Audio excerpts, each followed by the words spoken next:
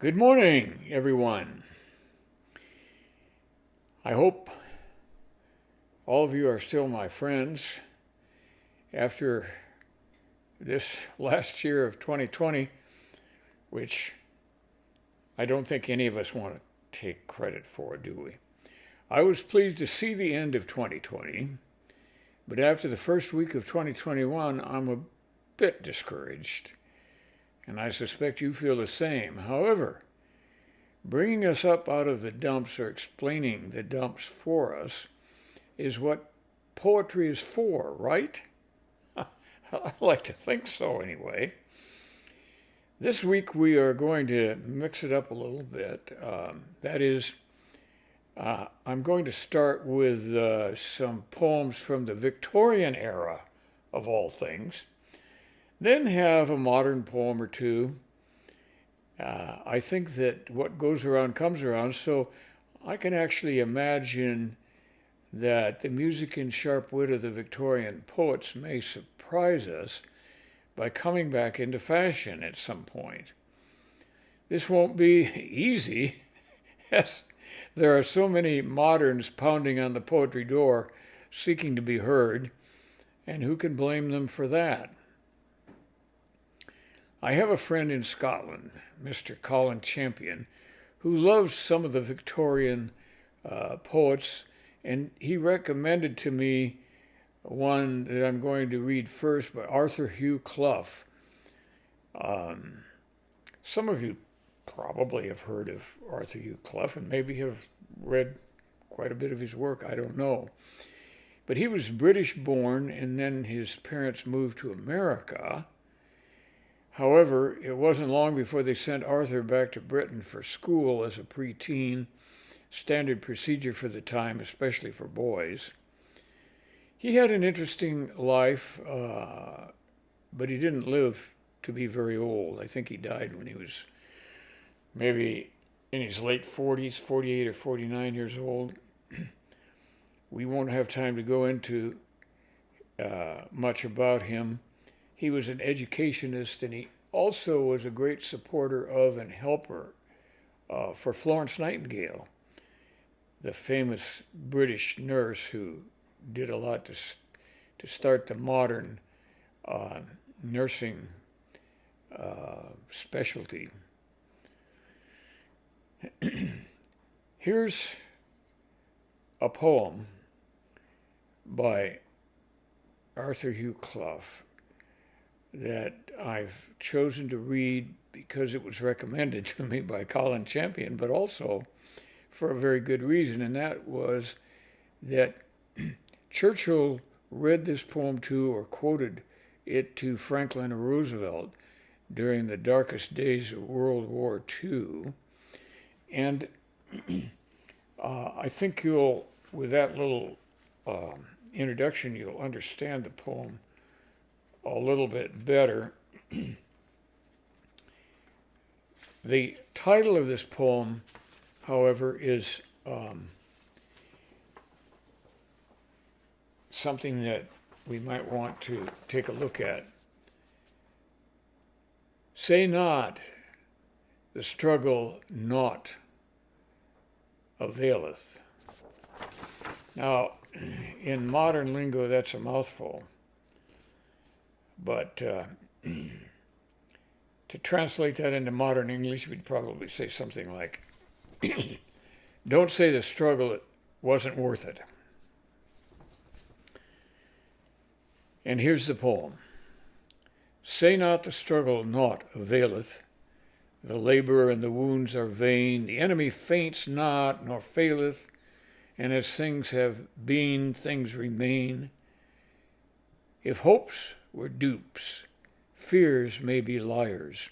It may be, in yon smoke concealed, your comrades chase e'en now the flyers, and but for you possess the field. For while the tired waves vainly breaking seem here no painful inch to gain, far back through creeks and inlets making comes silent, flooding in the main. And not by eastern windows only, when daylight comes in the light. In front the sun climbs slow, how slowly. But westward, look, the land is bright. Now that, you can understand if you think about the allusions and the references of this poem, you can understand why Churchill would quote this to Franklin Delano Roosevelt, because he's saying the United States lying west of us is the bright land that's bringing us salvation. And the enemy seems to be doing very well. He seems not to be feigning or failing, but the reality might be slightly different. So that is a pretty good example of Victorian poetry, and also was one that Churchill used to buck up FDR in the dark days of World War II. Now, Clough wrote a lot of poetry, and I'm not going to try to go through a whole lot of it, but I want to read one more of his poems, and I should precede it by saying that Arthur Hugh Clough started out as an Anglican clergyman who was involved in educating kids in some of the church-related Church of England schools of Britain. But he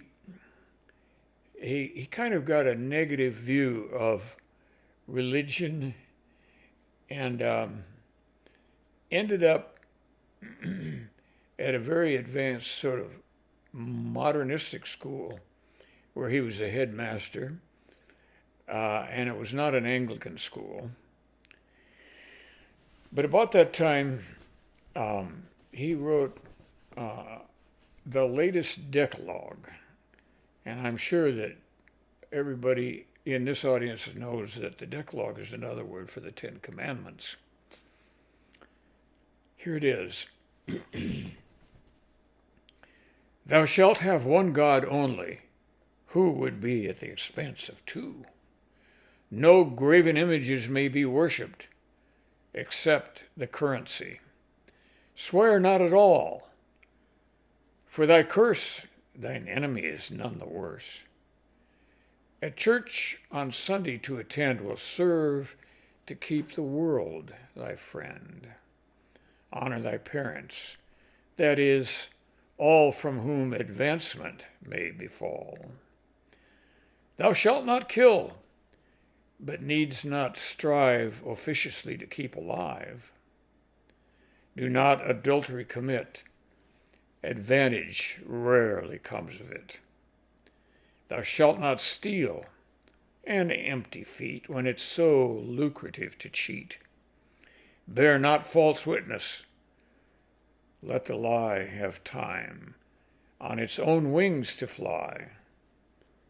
Thou shalt not covet, but tradition approves all forms of competition. One of the two extant manuscripts of this poem has 4 additional lines, not printed in the early edition of Clough's poetry, but which found their way into some later versions. And he is said to have wanted to apply this finish to the poem, and it's an ironic restatement of the 2 great commandments of the law that you can find in Matthew 22, verses 37 through 39. But Clough's version is this: the sum of all is, thou shalt love. If anybody, God above. At any rate, shall never labor more than thyself to love thy neighbor. So that is obviously a version of the Ten Commandments that you wouldn't necessarily expect to be coming from an eminent Victorian, but it did. So you can see the Victorians could show a biting wit, and did so on many occasions. Shifting gears, I'm going to read a couple of modern poems. The first is by me. Why not? I do write poems occasionally. So I want to share this one with you. It's called Family Fire.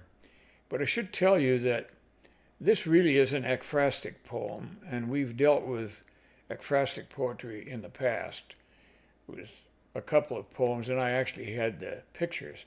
I don't have the picture to show you, but you'll be able to visualize it from the poem. But I do have to say that the painting that I'm talking about in this poem was commissioned by my son-in-law's mother and her husband, his father, because after having 5 boys and still no girls, she was very upset because she very much wanted a girl. And so, as you'll see from this poem, she did finally get a girl. Watching the fire in a century-old fireplace, the logs laid by an expert fire builder, flickering gold and blue flames, leading my eyes over the heat-curled bark of dry wood and up the chimney. My eyes go above the marble mantel to the wall, to the entreating painting of Desiree. Yes, Desiree, her eyes cast upward, as if watching the smoke in the chimney underneath, white as the curving shadowed white of her flowing gown, and black as her hair floating sinuously across her neck. Her eyes are large and dark, looking upward, looking for God, begging his answer to the question of why she is forever on the wall and not part of the smiling family photo. The family photo on the table in a corner. 5 boys, 2 parents. We all know the answer. The girl whose mother prayed for her, who wanted her in the family pantheon, the girl with pleading eyes, must live instead on family walls, to be known in many generations. I love Desiree. She's a beautiful girl. And she's getting a lot of attention. And she's never going to get old, any older than she is right now. Who among us can say that? To bring this session to a close, I'm going to read a poem by a very successful modern poet, A.E. Stallings. Many of you may have read her poems. A.E. stands for Alicia E. Stallings. She's won many prizes in poetry. She's married to a wealthy Greek citizen and lives in Athens. The reason I picked this particular poem by her is that there's another thing about the month of January that is going to be remembered and be important to a lot of people, and that is this is the 500th anniversary of Martin Luther attacking his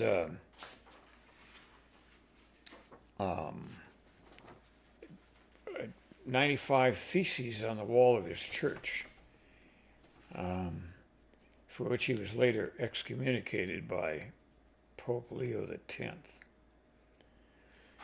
These theses criticized the church's corrupt practice of selling indulgences and some other things. 3 months later, when Luther was asked to recant in front of the Holy Roman Emperor Charles V,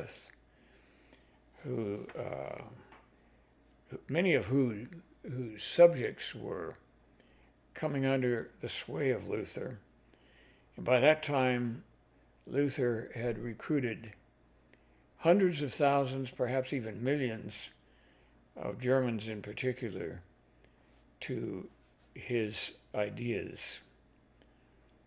And Luther, defiantly defended his beliefs. So Charles V declared him a heretic, but by that time,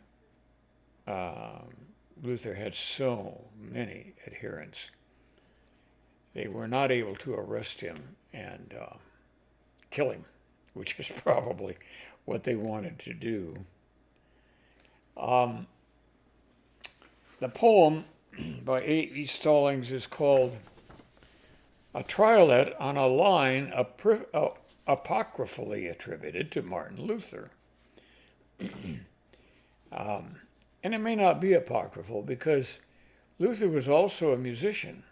He was an organist, and he wrote a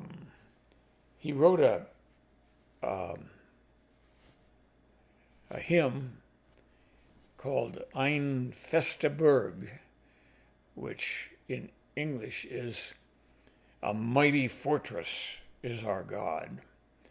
And it's in almost every Protestant hymnal.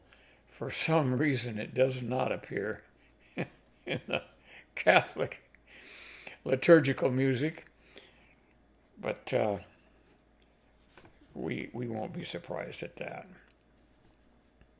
And here it is. Why should the devil get all the good tunes, the booze and the neon and Saturday night, the swaying in darkness, the lovers like spoons? Why should the devil get all the good tunes? Does he hum them to while away sad afternoons and the long, lonesome Sundays, or sing them for spite? Why should the devil get all the good tunes, the booze and the neon and Saturday night? I think that's a great little poem by Alicia Stallings. And I think it's a good way to end our program for this week on a little upbeat note. And I hope that poets in general will write some happy poems for this time. And so the Triolet on a Line Apocryphally Attributed to Martin Luther is a good place to start. Okay, goodbye, everybody, and have a great week, and maybe we can pray and hope we'll have a good year. Bye now.